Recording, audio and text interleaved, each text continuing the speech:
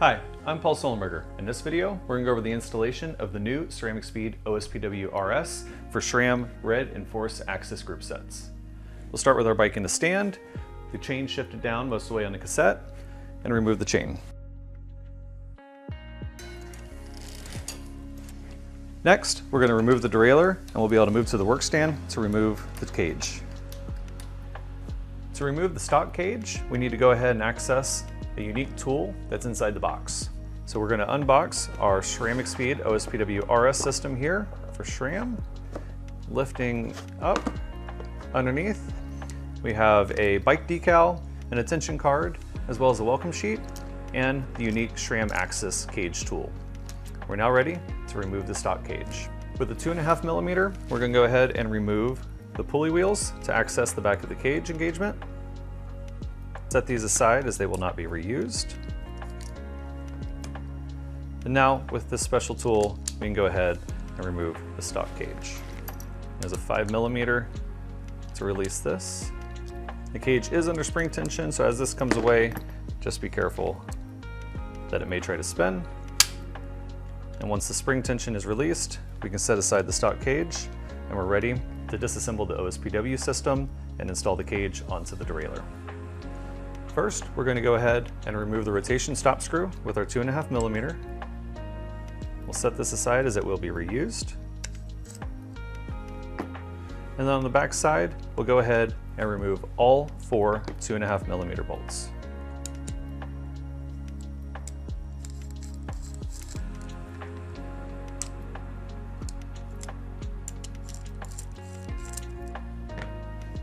Set aside the back cage plate, and we'll lift off both pulley wheels, and be sure to keep track of the ADR dust shields.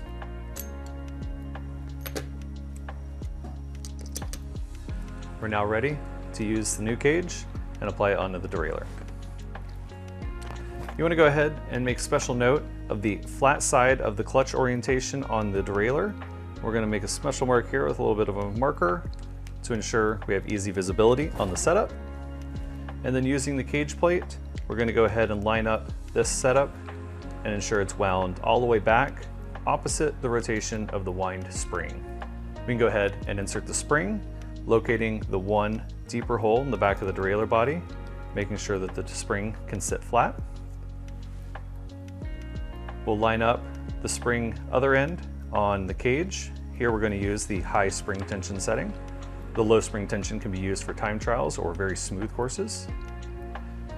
And we will partially thread on the engagement nut here to secure the cage.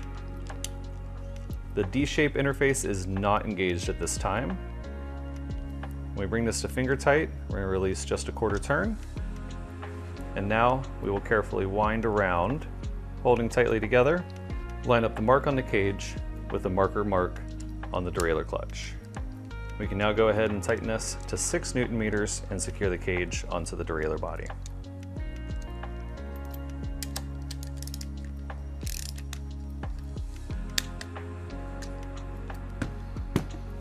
We'll now go ahead and reassemble the derailleur system. Note on the pulley wheels that the etching and the rotation arrows go towards the face of the derailleur body, lining up on the metal towers here. Unique to the new OSPW RS systems are brass threaded towers. They do not need lubrication, and everything goes together nicely with a 1.5 Nm torque value. This can be done by hand, as the screw itself will deform before the threads break free. Now with the cage reassembled, make sure the pulleys are spinning nicely. We're going to reinstall onto the bike before placing the rotation stop screw back in place. We're now ready to go ahead and reinstall our derailleur back onto our bike. Again, this is with a 5mm. Now we can easily hold the cage down to reinstall the rotation stop screw.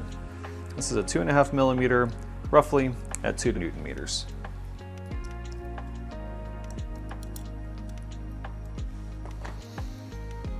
Now you can confirm the derailleur rotates all the way back to that stop point and has a nice smooth range of motion moving forward.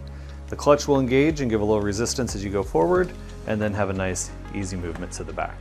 We'll shift down to the bottom of the cassette and we'll measure our new chain for installation. To measure our chain, we want to have the system in the smallest cogs. So it's going to be the second from smallest on the back for most electronic group sets, and then a small chain ring up front.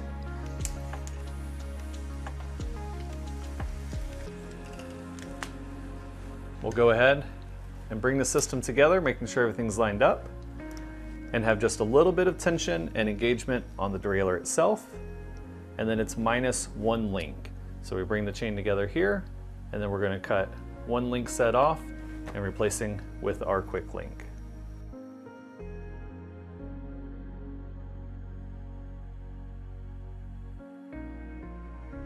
We're now going to go ahead and shift through the gears, confirming our upper and lower stop limits as well as our B gap.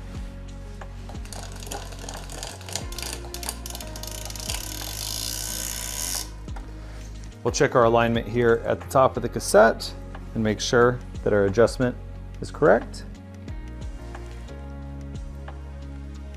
And while in a small ring, we'll go ahead and check that we're between 5 and 8 millimeters of adjustment between the cassette and the upper pulley. And we can go ahead and shift down to the smallest cog and into the big ring.